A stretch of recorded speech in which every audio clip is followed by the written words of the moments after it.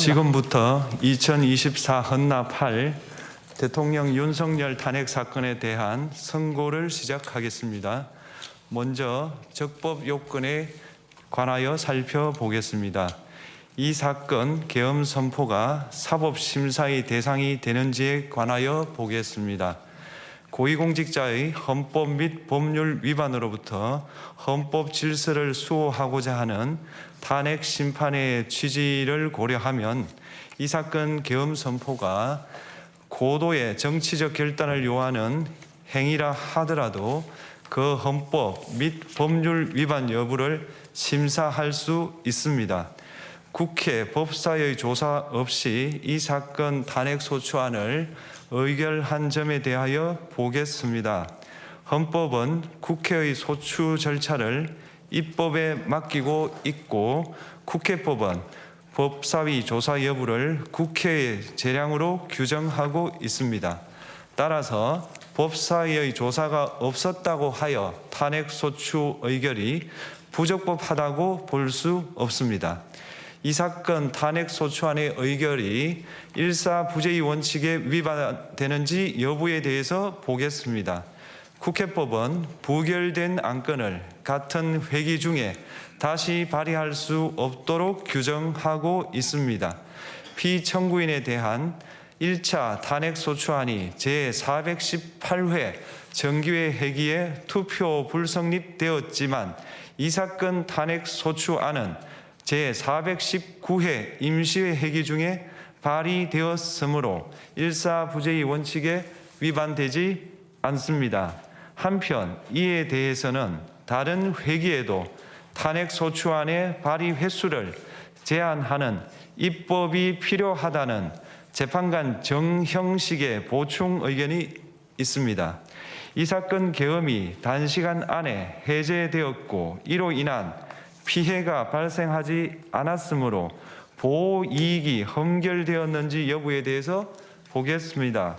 이 사건 계엄이 해제되었다고 하더라도 이 사건 계엄으로 인하여 이 사건 탄핵 사유는 이미 발생하였으므로 심판의 이익이 부정된다고 볼 수 없습니다.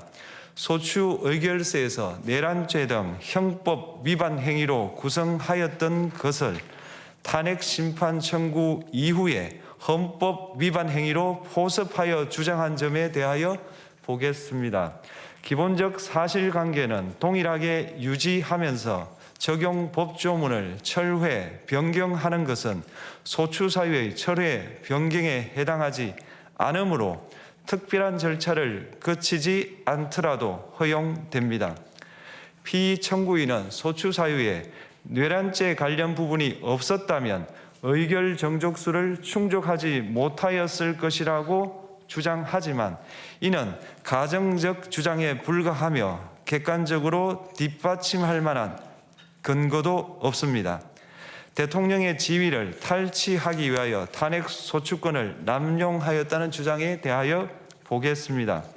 이 사건 탄핵 소추안의 의결 과정이 적법하고 피소추자의 헌법 또는 법률 위반이 일정 수준 이상 소명되었으므로 탄핵 소추권이 남용되었다고 볼 수 없습니다. 그렇다면 이 사건 탄핵 심판 청구는 적법합니다. 한편 증거법칙과 관련하여 탄핵 심판 절차에서 형사소송법상 전문 법칙을 완화하여 적용할 수 있다는 재판관 이미선, 김형두의 보충 의견과 탄핵 심판 절차에서 앞으로는 전문 법칙을 보다 엄격하게 적용할 필요가 있다는 재판관 김복형, 조한창의 보충 의견이 있습니다. 다음으로 피청구인이 직무집행에 있어 헌법이나 법률을 위반하였는지 피청구인의 법 위반 행위가 피청구인을 파면할 만큼 중대한 것인지에 관하여 살펴보겠습니다. 우선 소추 사유별로 살펴보겠습니다. 1. 이 사건 계엄 선포에 관하여 보겠습니다. 헌법 및 계엄법에 따르면 비상계엄 선포의 실체적 요건 중 하나는 전시, 사변 또는 이에 준하는 국가 비상사태로 저가 교전 상태에 있거나 사회 질서가 극도로 교란되어 행정 및 사법 기능의 수행이 현저히 곤란한 상황이 현실적으로 발생하여야 한다는 것입니다. 피청구인은 야당이 다수 의석을 차지한 국회의 이례적인 탄핵소추 추진, 일방적인 입법권 행사 및 예산 삭감 시도 등의 전횡으로 인하여 위와 같은 중대한 위기사항이 발생하였다고 주장합니다. 피청구인의 취임 후 이 사건 계엄 선포 전까지 국회는 행안부 장관, 검사, 방통위위원장, 감사원장 등에 대하여 총 22건의 탄핵소추안을 발의하였습니다. 이는 국회가 탄핵소추 사유의 위헌위법성에 대해 숙고하지 않은 채 법 위반의 의혹에만 근거하여 탄핵심판 제도를 정부에 대한 정치적 압박 수단으로 이용하였다는 우려를 낳았습니다. 그러나 이 사건 계엄 선포 당시에는 검사 1인 및 방통위위원장에 대한 탄핵심판 절차만이 진행 중이었습니다. 피청구인이 야당이 일방적으로 통과시켜 문제가 있다고 주장하는 법률안들은 피청구인이 제의를 요구하거나 공포를 보류하여 그 효력이 발생되지 않은 상태였습니다. 2025년도 예산안은 2024년 예산을 집행하고 있었던 이 사건 계엄 선포 당시 상황에 어떠한 영향을 미칠 수 없고 위 예산안에 대하여 국회 예결특위의 의결이 있었을 뿐 본회의의 의결이 있었던 것도 아닙니다. 따라서 국회의 탄핵소추, 입법, 예산안 심의 등의 권한 행사가 이 사건 계엄 선포 당시 중대한 위기 상황을 현실적으로 발생시켰다고 볼 수 없습니다. 국회의 권한 행사가 위법, 부당하더라도 헌법재판소의 탄핵 심판, 피청구인의 법률안 제의 요구 등 평상시 권력 행사 방법으로 대처할 수 있으므로 국가 긴급권의 행사를 정당화할 수 없습니다. 피청구인은 부정선거 의혹을 해소하기 위하여 이 사건 계엄을 선포하였다고도 주장합니다.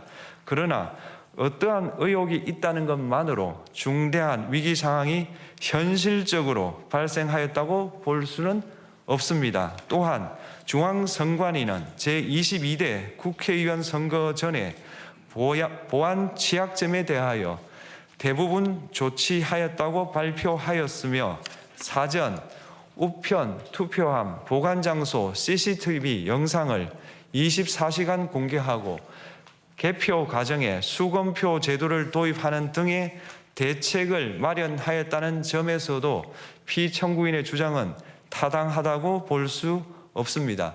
결국 피청구인이 주장하는 사정을 모두 고려하더라도 피청구인의 판단을 객관적으로 정당화할 수 있을 정도의 위기 상황이 이 사건 계엄 선포 당시 존재하였다고 볼 수 없습니다.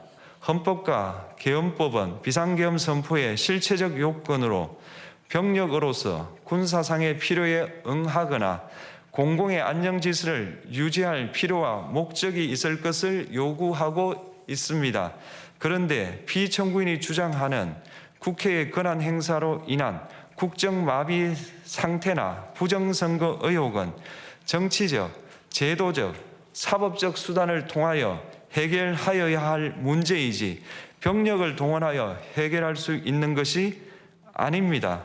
피청구인은 이 사건 계엄이 야당의 전횡과 국정위기 상황을 국민에게 알리기 위한 경고성 계엄 또는 호소형 계엄이라고 주장하지만 이는 계엄법이 정한 계엄 선포의 목적이 아닙니다. 또한 피청구인은 계엄 선포에 그치지 아니하고 군경을 동원하여 국회의 권한 행사를 방해하는 등의 헌법 및 법률 위반 행위로 나아갔으므로 경고성 또는 호소형 계엄이라는 피청구인의 주장을 받아들일 수 없습니다. 그렇다면 이 사건 계엄 선포는 비상계엄 선포의 실체적 요건을 위반한 것입니다. 다음으로 이 사건 계엄 선포가 절차적 요건을 준수하였는지에 관하여 보겠습니다. 계엄 선포 및 계엄 사령관 임명은 국무회의의 심의를 거쳐야 합니다. 피청구인이 이 사건 계엄을 선포하기 직전에 국무총리 및 9명의 국무위원에게 계엄 선포의 취지를 간략히 설명한 사실은 인정됩니다. 그러나 피청구인은 계엄사령관 등 이 사건 계엄의 구체적인 내용을 설명하지 않았고 다른 구성원들에게 의견을 진술할 기회를 부여하지 않은 점을 고려하면 이 사건 계엄 선포에 관한 심의가 이루어졌다고 보기도 어렵습니다. 그 외에도 피청구인은 국무총리와 관계 국무위원이 비상계엄 선포문에 부서하지 않았음에도 이 사건 계엄을 선포하였고 그 시행 일시, 시행 지역 및 계엄사령관을 공고하지 않았으며 지체 없이 국회에 통고하지도 않았으므로 헌법 및 계엄법이 정한 비상계엄 선포의 절차적 요건을 위반하였습니다. 2. 국회에 대한 군경 투입에 관하여 보겠습니다. 피청구인은 국방부 장관에게 국회에 군대를 투입할 것을 지시하였습니다. 이에 군인들은 헬기 등을 이용하여 국회 경내로 진입하였고 일부는 유리창을 깨고 본관 내부로 들어가기도 하였습니다. 피청구인은 육군 특수전 사령관 등에게 의결 정족수가 채워지지 않은 것 같으니 문을 부수고 들어가서 안에 있는 인원들을 끄집어내라는 등의 지시를 하였습니다. 또한 피청구인은 경찰청장에게 계엄사령관을 통하여 이 사건 포고령의 내용을 알려주고 직접 6차례 전화를 하기도 하였습니다. 이에 경찰청장은 국회 출입을 전면 차단하도록 하였습니다. 이는 이로 인하여 국회로 모이고 있던 국회의원들 중 일부는 담장을 넘어가야 했거나 아예 들어가지 못하였습니다. 한편 국방부 장관은 필요시 체포할 목적으로 국군 방첩사령관에게 국회의장, 각 정당 대표 등 14명의 위치를 확인하라고 지시하였습니다. 피청구인은 국가정보원 1차장에게 전화하여 국군 방첩사령부를 지원하라고 하였고 국군 방첩사령관은 국가정보원 1차장에게 위 사람들에 대한 위치 확인을 요청하였습니다. 이와 같이 피청구인은 군경을 투입하여 국회의원의 국회 출입을 통제하는 한편 이들을 끌어내라고 지시함으로써 국회의 권한 행사를 방해하였으므로 국회에 계엄 해제 요구권을 부여한 헌법 조항을 위반하였고 국회의원의 심의 표결권, 불체포 특권을 침해하였습니다. 또한 각 정당의 대표 등에 대한 위치 확인 시도에 관여함으로써 정당 활동의 자유를 침해하였습니다. 피청구인은 국회의 권한 행사를 막는 등 정치적 목적으로 병력을 투입함으로써 국가안전보장과 국토방위를 사명으로 하여 나라를 위해 봉사하여 온 군인들이 일반 시민들과 대치하도록 만들었습니다. 이에 피청구인은 국군의 정치적 중립성을 침해하고 헌법에 따른 국군 통수 의무를 위반하였습니다. 3. 이 사건 포고령 발령에 관하여 보겠습니다. 피청구인은 이 사건 포고령을 통하여 국회, 지방의회, 정당의 활동을 금지함으로써 국회에 계엄 해제 요구권을 부여한 헌법조항, 정당 제도를 규정한 헌법조항, 대의민주주의 권력분리 원칙을 위반하였습니다. 비상계엄 하에서 기본권을 제한하기 위한 요건을 정한 헌법 및 계엄법 조항, 영장주의를 위반하여 국민의 정치적 기본권, 단체 행동권, 직업의 자유를 침해하였습니다. 4. 중앙선관위에 대한 압수수색에 관하여 보겠습니다. 피청구인은 국방부 장관에게 병력을 동원하여 선관위의 전산 시스템을 점검하라고 지시하였습니다. 이에 따라 중앙선관위 청사에 투입된 병력은 출입 통제를 하면서 당직자들의 휴대전화를 압수하고 전산 시스템을 촬영하였습니다. 이는 선관위에 대하여 영장 없이 압수수색을 하도록 하여 영장주의를 위반한 것이자 선관위의 독립성을 침해한 것입니다. 5. 법조인에 대한 위치 확인 시도에 관하여 보겠습니다. 앞서 말씀드린 바와 같이 피청구인은 필요시 체포할 목적으로 행해진 위치 확인 시도에 관여하였는데 그 대상에는 퇴임한 지 얼마 되지 않은 전 대법원장 및 전 대법관도 포함되어 있었습니다. 이는 현직 법관들로 하여금 언제든지 행정부에 의한 체포 대상이 될 수 있다는 압력을 받게 함으로 사법권의 독립을 침해한 것입니다. 지금까지 살펴본 피청구인의 법 위반 행위가 피청구인을 파면할 만큼 중대한 것인지 관하여 보겠습니다. 피청구인은 국회와의 대립사항을 타개할 목적으로 이 사건 계엄을 선포한 후 군경을 투입시켜 국회의 헌법상 권한 행사를 방해함으로써 국민 주권주의 및 민주주의를 부정하고 병력을 투입시켜 중앙선관위를 압수수색하도록 하는 등 헌법이 정한 통치구조를 무시하였으며 이 사건 포고령을 발령함으로써 국민의 기본권을 광범위하게 침해하였습니다. 이러한 행위는 법치국가 원리와 민주국가 원리의 기본 원칙들을 위반한 것으로 그 자체로 헌법 질서를 침해하고 민주공화정의 안정성에 심각한 위해를 끼쳤습니다. 한편 국회가 신속하게 비상계엄 해제 요구를 결의할 수 있었던 것은 시민들의 저항과 군경의 소극적인 임무 수행 덕분이었으므로 이는 피청구인의 법 위반에 대한 중대성 판단에 영향을 미치지 않습니다. 대통령의 권한은 어디까지나 헌법에 의하여 부여받은 것입니다. 피청구인은 가장 신중히 행사되어야 할 권한이 국가 긴급권을 헌법에서 정한 한계를 벗어나 행사하여 대통령으로서의 권한 행사에 대한 불신을 초래하였습니다. 피청구인이 취임한 이래 야당이 주도하고 이례적으로 많은 탄핵 소추로 인하여 여러 고위공직자의 권한 행사가 탄핵 심판 중 정지되었습니다.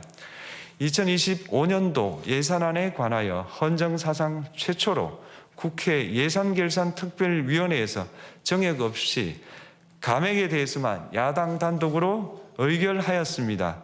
피청구인이 수립한 주요 정책들은 야당의 반대로 시행될 수 없었고 야당은 정부가 반대하는 법률안들을 일방적으로 통과시켜 피청구인의 제2 요구와 국회의 법률안 의결이 반복되기도 하였습니다. 그 과정에서 피청구인은 야당의 전횡으로 국정이 마비되고 국익이 현저히 저해되어 가고 있다고 인식하여 이를 어떻게든 타개하여야만 한다는 막중한 책임감을 느끼게 되었을 것으로 보입니다. 피청구인이 국회의 권한 행사가 권력 남용이라거나 국정 마비를 초래하는 행위라고 판단한 것은 정치적으로 존중되어야 합니다.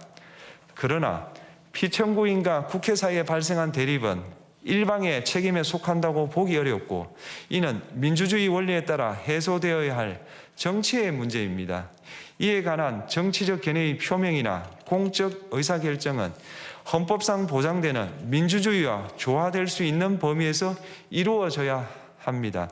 국회는 소수 의견을 존중하고 정부와의 관계에서 관용 그리고 자제를 전제로 대화와 타협을 통하여 결론을 도출하도록 노력하였어야 합니다. 피청구인 역시 국회의 대표인 국회를 협치의 대상으로 존중하였어야 합니다. 그럼에도 불구하고 피청구인은 국회를 배제의 대상으로 삼았는데 이는 민주정치의 전제를 허무는 것으로 민주주의와 조화된다고 보기 어렵습니다. 피청구인은 국회의 권한 행사가 다수의 횡포라고 판단했다 하더라도 헌법이 예정한 자구책을 통해 견제와 균형이 실현될 수 있도록 하였어야 합니다. 피청구인은 취임한 때로부터 약 2년 후에 치러진 국회의원 선거에서 피청구인이 국정을 주도하도록 국민을 설득할 기회가 있었습니다. 그 결과가 피청구인의 의도에 부합하지 않더라도 야당을 지지한 국민의 의사를 배제하려는 시도를 하여서는 안 되었습니다. 그럼에도 불구하고 피청구인은 헌법과 법률을 위반하여 이 사건 계엄을 선포함으로써 국가 긴급권 남용의 역사를 재현하여 국민을 충격에 빠뜨리고 사회, 경제, 정치, 외교 전 분야의 혼란을 야기하였습니다. 국민 모두의 대통령으로서 자신을 지지하는 국민을 초월하여 사회 공동체를 통합시켜야 할 책무를 위반하였습니다. 군경을 동원하여 국회 등 헌법기관의 권한을 훼손하고 국민의 기본적 인권을 침해함으로써 헌법소의 책무를 저버리고 민주공화국의 주권자인 대한국민의 신임을 중대하게 배반하였습니다. 결국 피청구인의 위법 행위는 국민의 신임을 배반한 것으로 헌법 소의 관점에서 용납될 수 없는 중대한 법 위반 행위에 해당합니다. 피청구인의 법 위반 행위가 헌법 질서에 미친 부정적 영향과 파급 효과가 중대하므로 피청구인을 파면함으로써 얻는 헌법 소의 이익이 대통령 파면에 따르는 국가적 손실을 압도할 정도로 크다고 인정됩니다. 이에 재판관 전원의 일치된 의견으로 주문을 선고합니다. 탄핵 사건이므로 선고 시각을 확인하겠습니다. 지금 시각은 오전 11시 22분입니다. 주문, 피청구인 대통령 윤석열을 파면한다. 마치겠습니다.